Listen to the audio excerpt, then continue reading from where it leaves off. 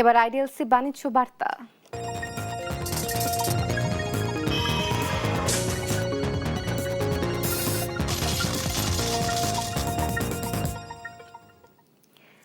আগামী অর্থ বছরের জন্য প্রস্তাবিত বাজেট জনকল্যাণমুখী ও ব্যবসা বান্ধব বলে মন্তব্য করেছে বাংলাদেশ পোশাক প্রস্তুতকারক ও রপ্তানিকারক সমিতি বিজিএমইএ। শনিবার রাতে বাজেট প্রতিক্রিয়ায় এ মন্তব্য করে বিজিএমইএ। সংগঠনটি বলছে, বৈশ্বিক ও অভ্যন্তরীণ নানামুখী অর্থনৈতিক চ্যালেঞ্জের মধ্যেও দেশের সামষ্টিক অর্থনীতিকে সচল রাখা, ব্যবসা সহজীকরণ এবং বিনিয়োগকারীদের জন্য দীর্ঘমেয়াদে নীতিগত স্থিতিশীলতা নিশ্চিতের দূরদর্শী প্রয়াস নেওয়া হয়েছে বাজেটে।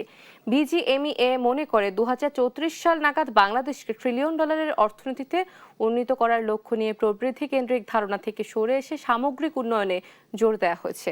শিক্ষা, স্বাস্থ্য ও সামাজিক সুরক্ষার মতো খাতগুলো গুরুত্ব পেয়েছে। এসবই বাজেটের অনন্য দিক।